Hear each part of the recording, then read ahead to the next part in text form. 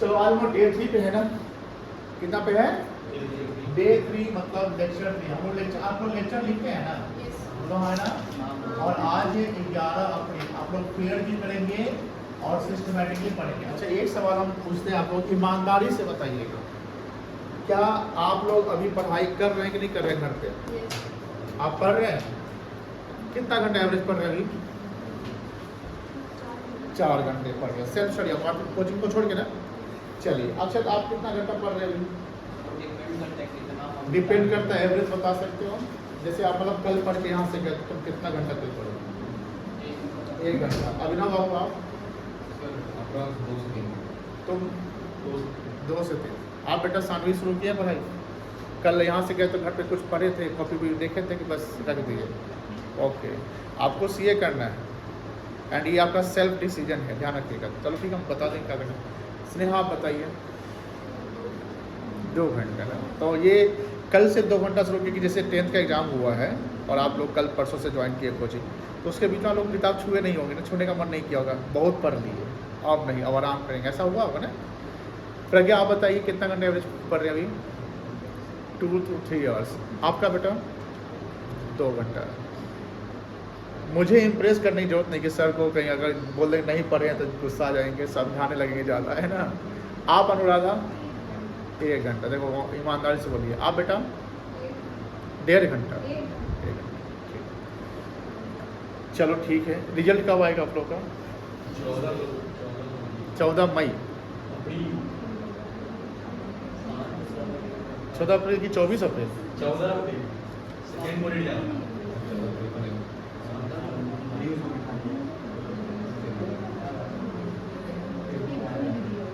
14 को जाएगा, हाँ? मतलब वो सोशल मीडिया न्यूज़ है। ओके, ऐसा ऑफिशियली मतलब 24 अप्रैल शायद है या मई के फर्स्ट वीक में होगा, वट एवर जो भी है। But don't wait for result. Result तो आना है, टाइम पे आएगा, उसको तुम रोके हो नहीं रोके हो, वो आएगा, तो इंतजार नहीं। जिस हम इंतजार करते हैं कि भैया आएगा कि नहीं आएगा देखना, ये तो आना ही है। लेकिन हमने क्लास शुरू कर लिया है ना, जाना के आप अभी जस्ट अपने आप को ये उस जोन में रखना चाहते हैं जिस जोन में आपको जाना है आगे ना, कि हमको ये सीखना है, क्या लगा। तो अभी जो हम क्लासेस में पढ़ेंगे तो हम सीखेंगे तब जब हम घर पे उसको सेल्फ पढ़ेंगे। एज ए टीचर अगर कोई बोलता है, मेरे अलावा मतलब कोई भी बोलता है कि मैं 100% मेरा कंट्रीब्यूशन होगा, तुम्हारा कोई कंट्रीब्यूशन नहीं होगा, मैंने तुम्हारा निर्माण किया है, तुम मतलब सब पढ़ा के हम तुम सीए बन गए, चाहे 12th में रैंक लिया हुआ। टीचर का कंट्रीब्यूशन कहीं भी 100% नहीं रहता है। टीचर का कंट्रीब्यूशन 40 to 50% रहता है पढ़ाने में, एंड 40 to 50% यानी 40-40 का रेशियो लेके चलोगे। 40% टीचर का कंट्रीब्यूशन है जो टीचर पढ़ा रहे हैं, 40% आपका कंट्रीब्यूशन होना चाहिए, बिकॉज आपको जो टीचर पढ़ा रहा है देन उसके पढ़ाए हुए चीज़ को आप रिवाइज कर रहे हैं, सेल्फ स्टडी कर रहे हैं कि नहीं कर रहे हैं, तो वो कंट्रीब्यूशन आपका हो गया, क्योंकि वो आप जितना सेल्फ स्टडी करोगे आपका पर्सनल इंप्रूवमेंट होगा। एंड 10 to 20%, 10% हम कह सकते हैं, ज़्यादा नहीं, 10% जो है पेरेंट्स का कंट्रीब्यूशन रहता है, अपार्ट फ्रॉम फंडिंग की फी देना है, वो कंट्रीब्यूशन छोड़ कर। अब सर वो कंट्रीब्यूशन छोड़ कर पेरेंट्स क्या कर नहीं लेंगे? अरे भाई मोटिवेट करेंगे आपको, गाइड करेंगे, अगर कहीं कुछ गलती हो रही है, रास्ते भटक रहे हैं, वो आपको समझाएंगे। घर पे आप पढ़ रहे हैं, बेटा पढ़ रहे हैं ना, कहीं मान लो जैसे अभी तो ठीक है, कहीं आपको जब लगे कि नहीं थोड़ा सा स्ट्रेस का सिचुएशन आएगा, बोर्ड का एग्जाम का टेंशन है, बोर्ड के एग्जाम से 2 दिन पहले बुखार लग गया, आप घबराए हुए हैं, मेरा कैसे होगा, सिलेबस कंप्लीट नहीं हुआ, ये पॉइंट फंसा हुआ, वहाँ पर घर पे आपको कौन समझाएगा, कौन आपको हिम्मत देगा? पेरेंट्स देंगे। तो that's why the contribution of teacher, self as a student and your parents all are important. सिर्फ टीचर का कंट्रीब्यूशन या सिर्फ स्टूडेंट का कंट्रीब्यूशन या सिर्फ पेरेंट्स का हम नहीं कह सकते, कॉम्बाइन, यानी हम कहने यूनिटी में ही कोई चीज़ को जीतते हैं। किसी चीज़ को पाना है तो सबका कंट्रीब्यूशन होना जरूरी है, ठीक है ना। तो लास्ट क्लास में हमने जो पढ़ा था वो अकाउंटिंग के बारे में पढ़ा था कि accounting is art of recording, classifying and summarising, यही का पढ़ा था। ध्यान रखिएगा, जैसे हम अगर बात करेंगे बुक कीपिंग क्या है, बुक कीपिंग के एलिमेंट, जैसे एक कॉन्सेप्ट होता है बुक कीपिंग, एक कॉन्सेप्ट होता है अकाउंटिंग, और लिखिएगा नहीं बेटा,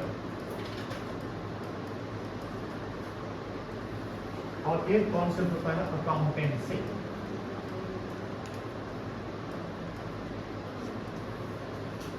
तीन लेवल, सीए बनने तक आपको 3 लेवल से गुजरना।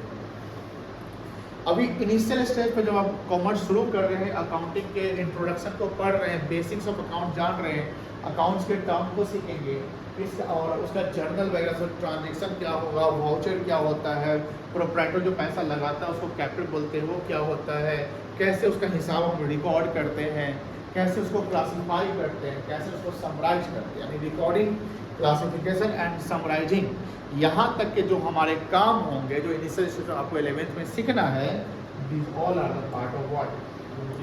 Bookkeeping. Bookkeeping is a clerical work. Bookkeeping is what? Clerical work. ये रूटीन वर्क होता है। सर रूटीन वर्क कैसे? अरे भाई बिजनेस में ट्रांजेक्शन डेली होंगे ना। एक अगर बिजनेस है तो उसके पास ट्रांजेक्शन, न्यूमरस ट्रांजेक्शन डेली हो रहे हैं, तो एक अकाउंटेंट ही उसको बैठा हुआ होगा जो क्लरिकल वर्क करता है, डेली लिखने का काम, आज का ट्रांजेक्शन, कल का ट्रांजेक्शन, ये सब लिख रहा है, यानी जर्नल किया जा रहा है, उसका लेजर बनाया जा रहा है, उसका ट्रायल बना रहा है। इनिशियल वर्क, इसमें ज़्यादा मेंटल वर्क नहीं होता है, इसमें फिजिकल वर्क ज़्यादा होता है। फिजिकल तो दौड़ भाग नहीं करना है, बैठ कर सिर्फ उसको करना है। तो सर आजकल क्या है, उसको हम पेन से वो कॉपी में लिखते हैं क्या? नहीं, ये आज से 30-25 साल पहले, 40 साल पहले हुआ करता था। 30 साल कर सकते हैं, 25-30 साल पहले मैनुअली। आज अभी भी हम कह सकते हैं 500 में एक ऐसा एक दो को दुकान होगा जो मैनुअली खाता बही बनाता है, वो बड़ा सा खाता बही रहता है, पीला कलर का रहेगा, जिसमें डेबिट क्रेडिट लिखता है, हिंदी में लिखेगा। हम लोग का जैसे हम लोग सीए में क्या था, हम लोग का ट्रेनिंग चलता था, आर्टिकलशिप करते थे, तो सूतापट्टी में हम लोग आर्टिकल, सूतापट्टी में जब देखिएगा, सूतापट्टी जानते हैं ना जहाँ भारत जलपान है, तो वहाँ पर ना लगभग 1000 कपड़े का दुकान, 1000 से ज़्यादा ही होगा कपड़े का दुकान, बड़ा बड़ा कपड़े का। नॉर्थ बिहार का सबसे बड़ा कपड़े का मार्केट कहाँ है? सूतापट्टी में। तो वहाँ पर कुछ ऐसे बिजनेसमैन थे जिनका, जैसे मान लो कि कोई मुनीम जी है, ध्यान सुनिएगा, इमोशन भी यहाँ पर आ जाता है या अटैचमेंट आ जाता है। अब कंप्यूटराइजेशन आया उसके बाद भी, जैसे आपका एक अकाउंटेंट है और ये अकाउंटेंट इतना पैसा कमाता है जिससे इसका परिवार चल जाता है, ध्यान सुनिएगा, और मेरे बिजनेस में अकाउंटिंग करते हैं और ये इनको कंप्यूटर का नॉलेज नहीं है, 50-55-60 साल के हो चुके हैं, लेकिन अगर हम इनको निकाल देंगे तो इनको कौन रखेगा? ये हमारे यहाँ 25-30 साल से काम कर रहे हैं, तो हमको उनको रखना पड़ेगा, एक अटैचमेंट बन जाता है। करिए, तो वैसे जिसको बोलते हैं मुनीम जी सब अकाउंटिंग करते थे हिंदी में, लेकिन वो डेली काम करते हैं, तो ये रूटीन वर्क होता है। तो रूटीन वर्क मतलब क्लरिकल वर्क, जहाँ मेंटल वर्क ज़्यादा नहीं होता है, यानी ये डेली का काम, आप डेली की चीज़ को करते रहना है। लेकिन जब बियॉन्ड द बुक कीपिंग, सब उसके बाद की प्रोसेस होती होगी कि नहीं होती होगी? यस सर होती है, उसके बाद की प्रोसेस होती है। इसे हम प्रॉफिट लॉस बना निकालना है, साल का प्रॉफिट कितना हुआ, साल का लॉस कितना हुआ, पिछले साल से प्रॉफिट कितना कमाया ज़्यादा, कितना परसेंट मेरा प्रॉफिट है, क्या टैक्स हुआ, दूसरे कंपनी से कंपेयर कित करना है। अगर हमारी कंपनी ऑर्गेनाइजेशन है, शेयर्स की बात करते हैं, डिविडेंड अनाउंस करना है। डिविडेंड नाम सुने हैं कभी? डिविडेंड आप सुने हैं बेटा? नहीं, कोई नहीं सुना है ना? डिविडेंड का मतलब होता है लाभांश, लाभ का अंश, लाभ मतलब प्रॉफिट, लाभ मतलब क्या होता है, और अंश मतलब होता है share. When a person by the share of any company, जैसे मान लो कि मैंने रिलायंस इंडस्ट्री लिमिटेड का 10 शेयर खरीदा है, तो I am the share holder of Reliance industries. कितने शेयर के लिए? 10 शेयर के लिए। 10 शेयर हमने खरीदा, तो रिलायंस ने कभी एक समय ऐसा कि हर शेयर को 100 रुपया डिविडेंड देगा, मतलब कंपनी को प्रॉफिट। शेयर जो शेयर खरीदता है उसको शेयर होल्डर कहते हैं। क्या कहते हैं? Share holder. और शेयर होल्डर कंपनी का मालिक होता है। शेयर को होल्ड किया, नहीं तुम्हारी कंपनी का शेयर मेरे पास भी है, नहीं तुम्हारा कंपनी जो है ना उसका ओनरशिप मेरे पास भी है। इतना आसानी तो है, लेकिन है ना। और रिलायंस इतनी बड़ी कंपनी है, हजारों करोड़ उसके शेयर होंगे, उसमें 10 शेयर मेरे पास भी, मैं भी मालिक, जैसे मुकेश अंबानी मालिक है, मैं भी मालिक, बट मेरी कोई वैल्यू नहीं होगी। क्यों? सर हम कहाँ दूर में होंगे, ये 10 वो शेयर कर, उसका करोड़ों शेयर होंगे। मेरी बात समझ में आई ना? तो जब कंपनी को प्रॉफिट होता है, तो प्रॉफिट लेबर मैनर में बात करें, प्रॉफिट किसको मिलता है? मालिक को मिलता है ना। प्रॉफिट किसको मिलता है? तो जो कंपनी का शेयर करता है वो भी तो मालिक है, तो उसको भी तो प्रॉफिट मिल जाएगा। तो मान लो कि हमने 10 शेयर खरीदा और रिलायंस ने एक शेयर पे 100 रुपया अनाउंस किया, डिविडेंड देना है, मतलब प्रॉफिट का पार्ट देना है, कुछ प्रॉफिट को हम बांट देंगे, तो मुझे भी डिविडेंड मिलेगा। लेकिन ये कैलकुलेशन करना पड़ता है, है, ये यहाँ पर एनालिटिकल डिसीजन लेना पड़ता है, यहाँ मेंटल वर्क करना पड़ता है। जहाँ आप ज़्यादा कैलकुलेशन कर रहे हैं, प्रॉफिट लॉस निकाल रहे हैं, टैक्स निकाल रहे हैं, टैक्स कैलकुलेट करना सबके बस की बात नहीं है बेटा। सिंपल अकाउंटिंग करना सब कर लेंगे, जैसे आप 11 12 में सिंपल अकाउंटिंग कर लोगे सब कुछ, लेकिन जब टैक्स की बात होती है, earning before interest and tax क्या होता है, अर्निंग पर शेयर क्या होता है, रेशियो क्या होता है, तो ये हमारा बुक कीपिंग के बियॉन्ड चला जाता है, जिसको हम क्या बोलते हैं अकाउंटिंग, जहाँ आप प्रॉफिट लॉस सब निकालते हैं, कैश फ्लो बनाते हैं, कंपनी का अकाउंटिंग करते हैं। लेकिन जब आप इन दोनों के काम को चेक करने के लिए कोई और बड़ा आदमी बैठा हुआ होगा ना, हमने जो काम किया वो काम कोई चेक करेगा ना, और जो चेक करने वाला होगा वो हमसे ज़्यादा टैलेंटेड, ज़्यादा स्किल्ड, ज़्यादा नॉलेजेबल एंड क्वालिफाइड होना चाहिए, जिसको हम बोलते हैं चार्टर्ड अकाउंटेंट। अकाउंटिंग जो कर रहा है उसको बोलते हैं अकाउंटेंट, अकाउंटिंग जो कर रहा है उसको क्या बोलेंगे, और अकाउंटेंसी का मतलब ऑडिटिंग, जो अकाउंटिंग के ऊपर का काम करना होता है, जहाँ पर हम एनालिटिकल वर्क करते हैं, जहाँ पर आपके किए गए काम को हम चेक करते हैं और हम अपना ओपिनियन देते हैं कि आपका किया गया काम सही है, गलत है, यहाँ और ठीक होना चाहिए, उसको अकाउंटेंसी कहते हैं। क्या कहते हैं बेटा, accountancy. The first level is book keeping, where is clerical work. Second level is accounting, जो बुक कीपिंग का बियॉन्ड जाता है, जहाँ पर हम कुछ मेंटल वर्क, फिजिकल वर्क करते हैं, जहाँ हम पीएल कैलकुलेट करते हैं। And third level is accountancy, जहाँ एनालिटिकल वर्क होता है। कौन सा वर्क होता है, एनालिटिकल। और ये जो करने वाला होता है वो एक सीए होता है। कौन होता है बेटा, जैसे आप सीए बोले, आप जैसे आपने से कोई सोचा हम सीए करेंगे, तो अभी जो आप करोगे, अभी जो पढ़ाई हो रही है और सीए बनने तक ये सब आपको सीखना है।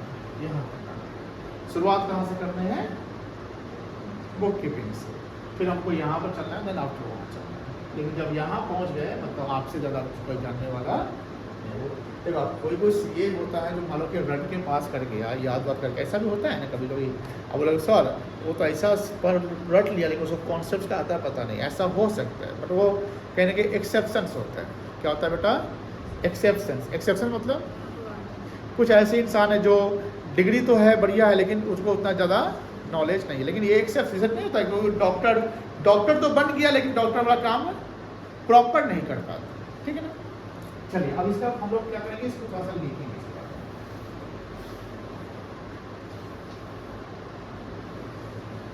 आप एक पेज में भी प्रॉपर बना लीजिए।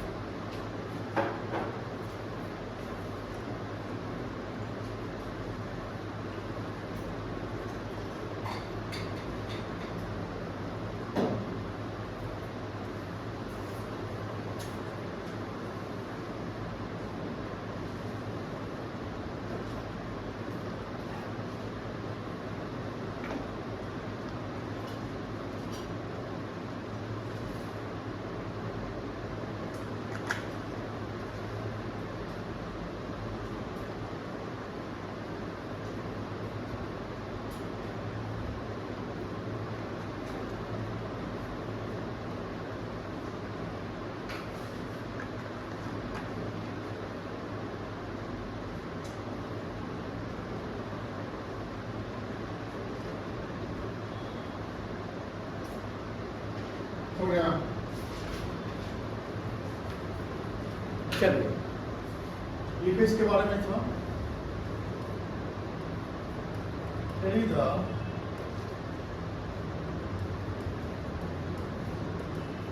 Recording of transactions,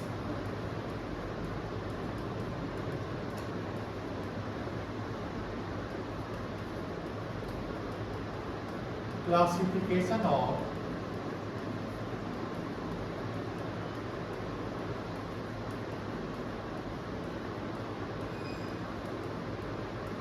recorded transactions and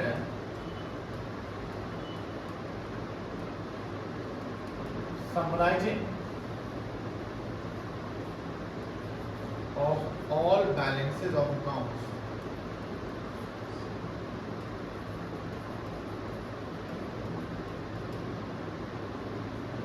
इसमें देखिए अकाउंटिंग में It is a process to find out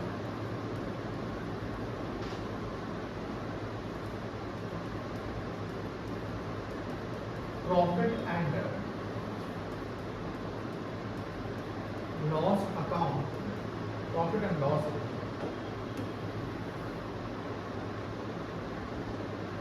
with the help of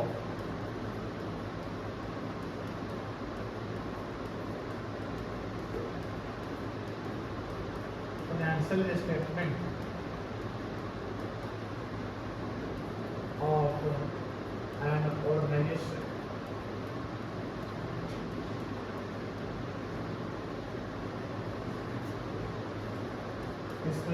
It is the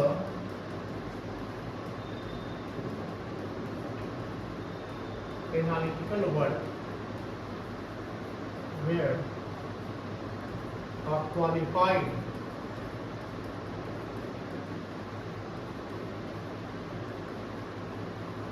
chartered accountant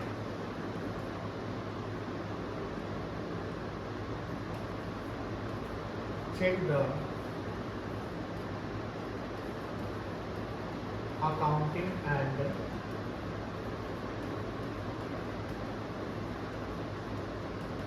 bookkeeping.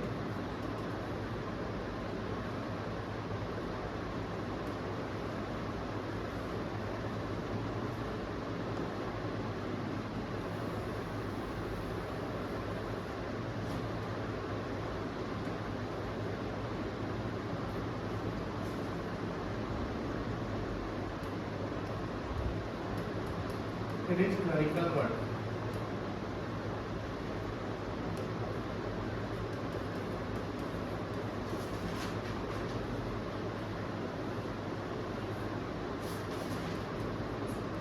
It is mental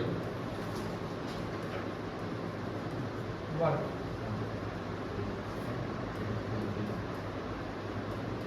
It is analytical work.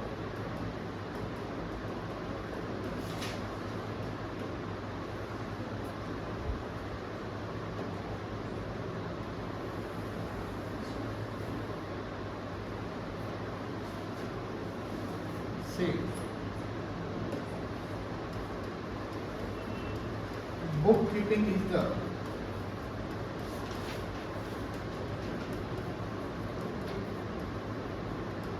base of accounting.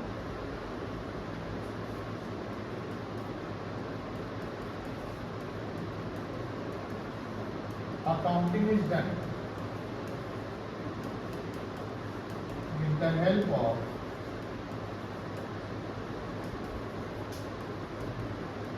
bookkeeping.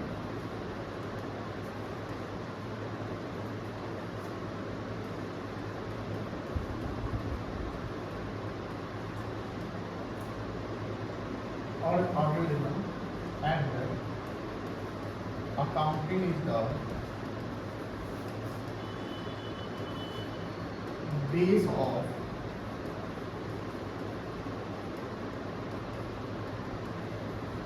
accountancy. Accountancy is done with the help of accounting.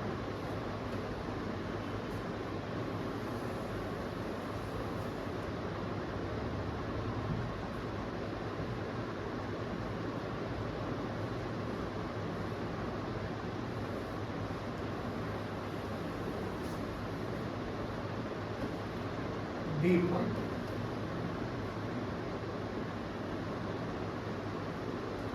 Limited knowledge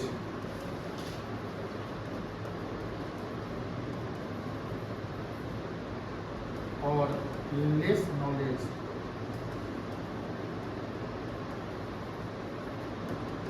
is required.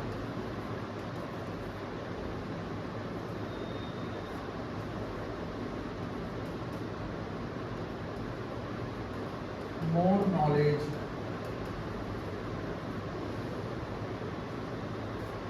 as compared to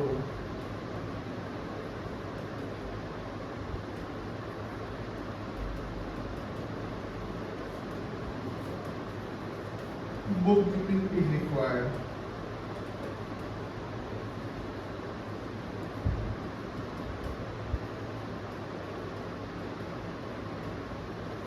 The specialized knowledge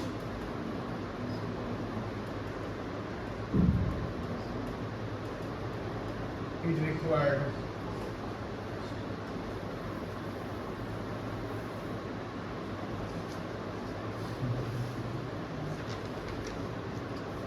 The person who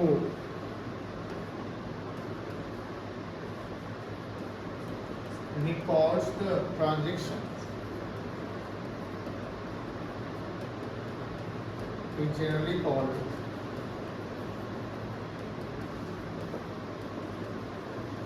clerk.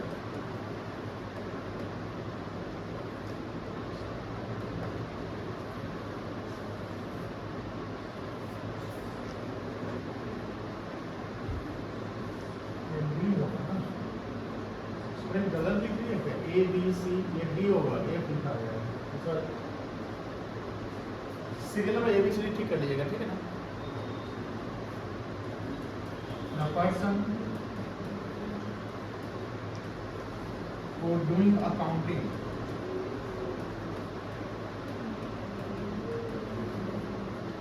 is called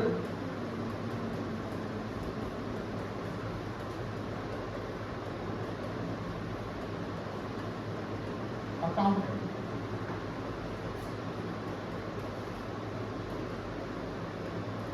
The person who doing accountancy is called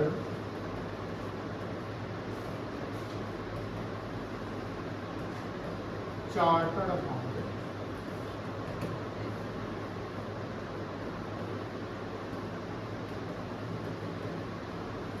Accountancy is also known as auditing.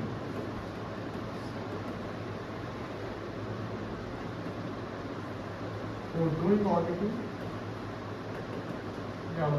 who audits is called auditor.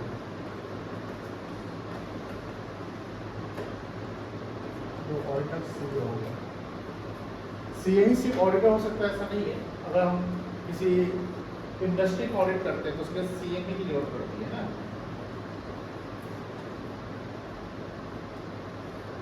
सबसे ज्यादा मेहनत physical work ज्यादा कराते हैं book keeping में। अब mental work या आराम वाला वर्क या कॉर्पोरेट लाइफ बनाइए, एसी रूम में बैठे रहिए, आपका लैपटॉप है, आईपैड है, 4 स्टाफ है, और आप फोन पे डीलिंग कर रहे हैं, फोन पे बात कर रहे हैं, आप रात में 2 बजे मान लो आपको कोई काम मतलब फंसा हुआ है और रात के 2 बजे भी कर लेते हैं, वो सब कहाँ है? अकाउंटेंसी। बुक कीपिंग तो जो बिजनेस ट्रांजेक्शन हो रहा है वही करना है। तो बिजनेस ट्रांजेक्शन तो बिजनेस आवर में ना होगा बेटा। रात के 2 बजे कौन सा ट्रांजेक्शन होगा? जनरली नहीं होगा। इमरजेंसी का सिचुएशन कुछ भी हो सकता है। मान लीजिए सर रात के 2 बजे बिजनेस चल रहा है, वो अलग बात कह सकते हैं। लेकिन प्रैक्टिकली हम बात करें कि जनरली बिजनेस आवर में बुक कीपिंग आप जाते हैं, ऑफिस खोलेगा, वहाँ बैठ के अकाउंटिंग कर रहे हैं, किए जा रहे हैं, है कि नहीं है? अकाउंटिंग आप बिजनेस आवर के बियॉन्ड भी कर सकते हैं क्योंकि फाइनलाइजेशन करना पड़ता है। लेकिन ये वाला काम जो है आपके अब रात के 2 बजे भी कर सकते हैं। जैसे मैं बताता हूँ, मेरे ब्रदर इन लॉ है, तो मेरे brother in law chartered accountant है, ठीक है ना, और वो ऑडिटर है। हर सीए ऑडिटर हो ऐसा नहीं है। अगर कोई सीए जॉब करने जाता है तो वो ऑडिटर नहीं कहलाएगा कि वो कंपनी का एम्प्लॉय हो गया। एक सीए अगर किसी कंपनी में जॉब कर रहा है तो उस कंपनी का एम्प्लॉय है, उसको उसी कंपनी का हिसाब देखना है। लेकिन अगर कोई सीए प्रैक्टिस करता है, क्या करता है बेटा? प्रैक्टिस करता है, तो वो एक ऑडिटर कहलाएगा और वो किसी भी फर्म, किसी भी कंपनी, किसी भी बैंक का ऑडिट कर सकता है। उसका 10 बैंक, 10 कंपनी हो सकते हैं। लेट्स से डॉक्टर के एग्जांपल, मान लो कोई डॉक्टर किसी हॉस्पिटल में ही दिन भर रहता है, काम जॉब करता है और कहीं नहीं जाता है, तो पेशेंट जब उस हॉस्पिटल में जाएंगे तो उसी हॉस्पिटल के पेशेंट का नाम चेकअप करेगा, दूसरे हॉस्पिटल के पेशेंट का नहीं ना चेक कर सकता है, लेकिन वो अपना क्लिनिक खोल के बैठा हुआ है, कहीं का पेशेंट आ जाए। समझ में आ रही है बात? तो मेरे पर्सनल जो चार्टर्ड अकाउंटेंट है वो ऑडिटर है, 2015 में होता 15-16 में अपना ऑडिट शुरू किया, वो जॉब में गया ही नहीं। शुरुआत में आपको जब आप कोई ऑडिटर बनता है तो शुरुआत में उसको दिक्कत होता है क्लाइंट ढूंढने में, क्योंकि आप जब सीए बनते हैं, ऑडिटर बनते हैं, तो आपके क्लाइंट जो होते हैं वो ऐसे होते हैं जिनका करोड़ों का ट्रांजेक्शन होता है। अब ये जो स्ट्रीट वेंडर जो है, समोसा का दुकान वाला जो है, ये किराना दुकानदार वाला है, इसे जाएगा सीएस में लेकर, उनको ऑडिट करवाना है, उस लेवल पे अभी नहीं है ना बेटा। तो अब क्या है बात ना कि यहाँ पर सवाल ये है कि जो ऑडिटर है तो उनका काम क्या होता है कि चेक करना। ये कभी कभी घर जो आते थे 2-2 बजे रात को आते थे, 3-3 बजे, कभी कभी दिन भर रात को ऑफिस नहीं रह जाते थे, काम का प्रेशर, क्योंकि ऑडिट का एक टाइम पीरियड होता है कि सितंबर तक ऑडिट सबका फाइनल कर देना है। अगर किसी का लेट हो गया तो फिर सरकार की टैक्स पेनल्टी लग जाएगी, क्लाइंट का भी प्रेशर रहता है, इसलिए आप किसी भी समय कर सकते हैं। समझ में आ रही ना? अच्छा ये बताओ, बुक कीपिंग और अकाउंटिंग में पहले क्या होगा? पहले ये होगा, जब ये खत्म हो जाएगा ना तब किसकी शुरुआत होगी? जब ये खत्म हो जाएगा तब किसकी शुरुआत होगी? क्योंकि इनको तो इनके द्वारा किया गया काम को ना चेक करना है। पहले बुक कीपर को बोला तुम लोग जर्नल नंबर कर लिया, हाँ सर हो गया, लाओ सब लाओ। अब ये जो है इससे डेटा मांगेगा, तो जहां बुक कीपिंग एंड होता है वहां अकाउंटिंग बिगिंस होता है। जहां बुक कीपिंग, आप लोग बोलिए, रिपीट करिए, सुनने नहीं आना है, आपको बोलना भी है, क्रिस्टल क्लियर रहने दो कॉन्सेप्ट। जहां बुक कीपिंग, बोलो बुक कीपिंग जहां, वहां क्या बिगिन होता है? अकाउंटिंग बिगिन होता है। और जहां अकाउंटिंग एंड होता है वहां क्या बिगिन होगा? कोई दिक्कत नहीं है। तो यहाँ पर ये चीज ध्यान रखना है, पैसा कमाने के मामले में हमें यहाँ सबसे कोई भी आदमी पैसा कमाते हैं, इसलिए जब पढ़ाई करते हैं, जीवन में लक्ष्य बनाइए तो सबसे बड़ा भीड़ का हिस्सा आपको नहीं बनना है। भीड़ का हिस्सा समझते हैं ना? एक कंपनी ऑर्गेनाइजेशन में एक से अधिक बुक कीपर हो सकते हैं, एक से अधिक अकाउंटेंट हो सकते हैं। क्यों सर? यहाँ पर बहुत काम है ना सर, तो रिकॉर्डिंग इतना ट्रांजेक्शन सर हमसे अपने नहीं होगा। हम लोग जाते थे ऑडिट पे, 4 यहाँ पर रिकॉर्डिंग कर 4 स्टाफ रखा जाता था। लेकिन जो ये होगा, इसको समराइज डेटा मिल रहा है ना, क्या रेशियो, क्या प्रॉफिट लॉस है, लाभ साइन कर देते हैं, ये चेक करते हैं। यहाँ एक बंदा ये जो है ना, इसके 100 इसके 500 के बराबर होगा। ये है धीर, ये क्या है बेटा? ये 500 मिलकर जितना कमा रहा है ना, ये अकेले कमा रहा है। तो बोलेगा सर तो बड़ा अच्छी चीज़ है, लेकिन बेटा रे यहाँ आने में ना आपको सबको बीट करके आना पड़ेगा। जो बुक कीपिंग करता है ना, उसका भी ड्रीम रहता है कि हमको सीए है कि नहीं है, जो ही करता है उसका, लेकिन हाँ बीट करना, जितना ज़्यादा सबको बीट करिएगा उतना आगे आप बढ़िएगा, उतना ज़्यादा पैसे आपकी फ्यूचर में आप जीवन में अर्न करेंगे। कोई दिक्कत नहीं है। तो लोग 6 पॉइंट लिख लिए हैं, कितना 5 पॉइंट लिखना है, 1 पॉइंट हम लोग ऐड ऑन कर देते हैं। देखिए वो तीनों में एक पॉइंट बुक कीपिंग लिखी है,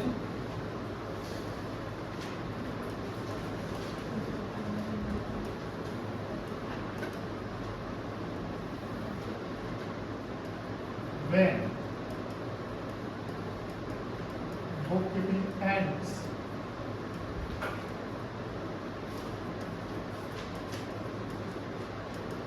accounting begins.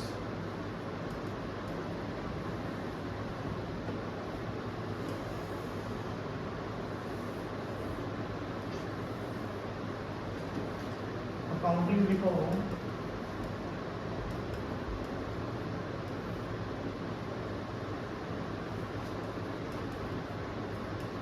accountancy begins when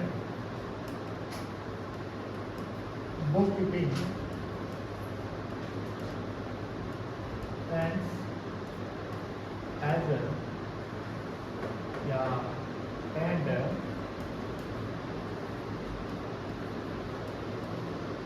accounting ends, accountancy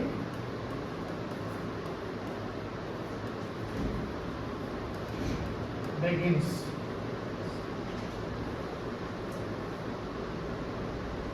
accounting में ज़्यादा था, ये अकाउंटेंसी की बात नहीं करता हूँ।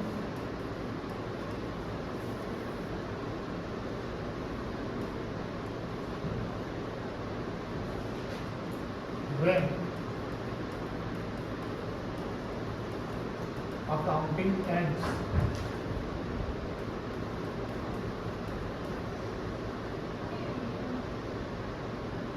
accountancy begins.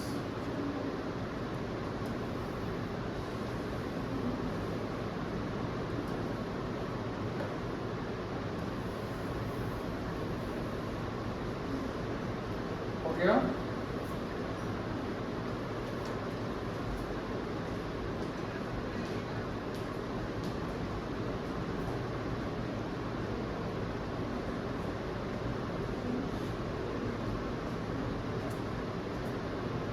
चलिए आगे।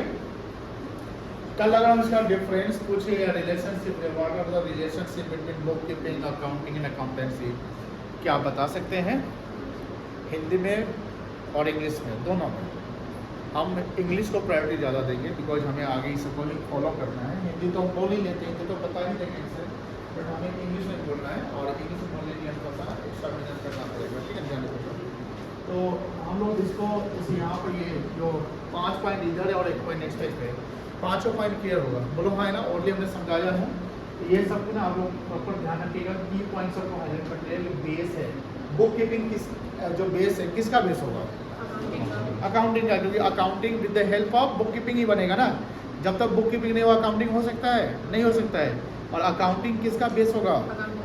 अकाउंटेंसी का, ठीक है ना, कोई दिक्कत नहीं है। फिर मैं पूछूँ सीए कहाँ है, सीए का रोल कहाँ होगा, तो क्या बोलेंगे आप? अकाउंटेंसी में। अकाउंटेंट किसको कहेंगे? जो अकाउंटेंट किसको कहेंगे? जिस जो अकाउंटिंग करेगा, है ना। अब से प्रॉफिट लॉस की अगर हम फाइंड आउट करना है, प्रॉफिट लॉस कितना है, तो कहाँ पता चलेगा? अकाउंटिंग में। जर्नल वगैरह कहाँ पता चलेगा? बुक कीपिंग में। और मान लो कि हम ऑडिट करेंगे, चेकिंग करेंगे, ओपिनियन कहाँ, एनालिटिकल वर्क कहाँ होगा? यस, तो मेंटल वर्क आपका यहाँ होगा अकाउंटिंग में। फिजिकल वर्क या क्लरिकल वर्क कहाँ होगा? बुक कीपिंग में। और एनालिटिकल वर्क कहाँ होगा? अब इस तीनों में सुपीरियर आपको एनालिटिकल लग रहा होगा, सुपीरियर समझते हैं सबसे अच्छा। जैसे क्लरिकल वर्क, नाम से क्लरिकल वर्क रूटीन वर्क होगा, बोलो हाँ है ना। मेंटल वर्क बताइए, रूटीन वर्क से थोड़ा सा एक्स्ट्रा हमको दिमाग भी लगाना पड़ेगा, बिना दिमाग लगाए काम नहीं करना है। और एनालिटिकल वर्क क्या हुआ? इस दोनों के किए हुए काम में आपको एनालिसिस करना है, क्या सही और क्या गलत है। सही गलत का डिसीजन या पता कौन लगाएगा? अकाउंटेंट, चार्टर्ड अकाउंटेंट लगाएगा। अकाउंटेंट जो किया वो अपने तरीके से वो सही किया, लेकिन जो उसने किया उसको न लग रहा है सही है, उसका जो सुपीरियर, उसका जो सीनियर चेक करेगा, हो सकता है पता चले गलती है। जैसे मान लो कि आप स्कूल में होमवर्क बनाकर सबमिट करते थे, आप अपना जो रिपोर्ट कार्ड जो भी चीज़ें सबमिट करते थे, आप अपने एंगल से सही बनाकर जाते थे, बोलो हाँ है ना। और जब टीचर चेक करते हैं, बेटा क्या गलत कर दिया है, था उसका आंसर इधर, इसका उधर लिख दिए, ये गलती की, अभी इसमें और ऐड ऑन करो आंसर, उसको और थोड़ा सा प्रॉपर प्रेजेंट करो। तो टीचर जब चेक करेगा, टीचर को आपसे ज़्यादा उसको नॉलेज है, वो जानता है कि कहाँ गलती आपने किया है, कहाँ आपकी लैकिंग है। तो ये ध्यान रखिएगा, इन दोनों का टीचर आपका चार्टर्ड अकाउंटेंट होने वाला है। चलिए कोई दिक्कत नहीं। अब हम लोग थोड़ा सा जैसे एक चीज़ और, जैसे बुक कीपिंग में जैसे हम लोग अब हम शुरुआत करना है, तो बुक कीपिंग के 3 एलिमेंट होते हैं। बुक कीपिंग के कितने एलिमेंट बेटा? 3 एलिमेंट। देखो सबसे पहले ना हम लोग को डिफरेंशिएशन समझना चाहिए। अकाउंटिंग, बुक कीपिंग और अकाउंटेंसी में क्या रिलेशन, हम लोगों को पहले क्या सीखना है। अकाउंट से पढ़ रहे बट पता ही नहीं कि जर्नल के किसका पार्ट हो सकते हैं, लेजर किसका पार्ट, तो पहले हमको सोर्स समझना है, ठीक है ना। तो बुक कीपिंग के 3 एलिमेंट है, जिसमें पहला एलिमेंट है रिकॉर्डिंग ऑफ ट्रांजेक्शन। क्या बता? रिकॉर्डिंग ऑफ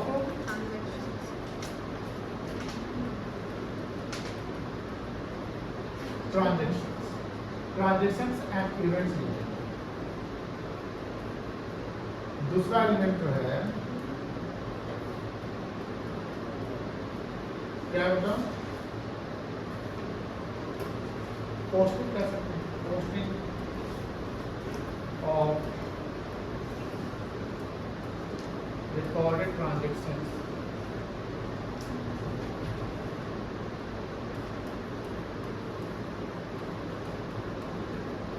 जिसको हम क्लासिफिकेशन कहते हैं।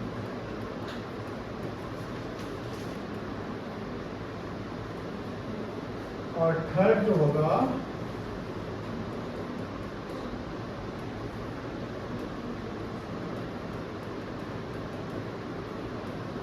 Summarising of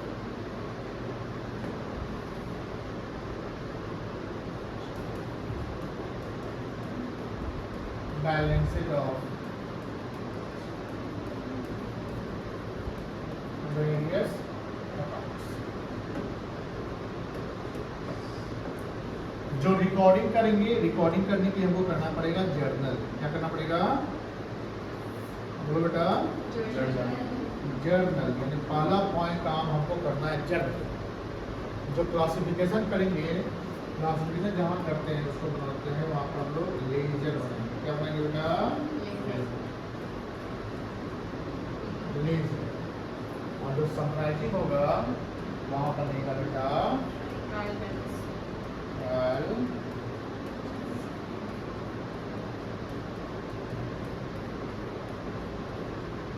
balance. यानी book keeping is equals to journal ledger trial balance. Note down कर लीजिए इसको।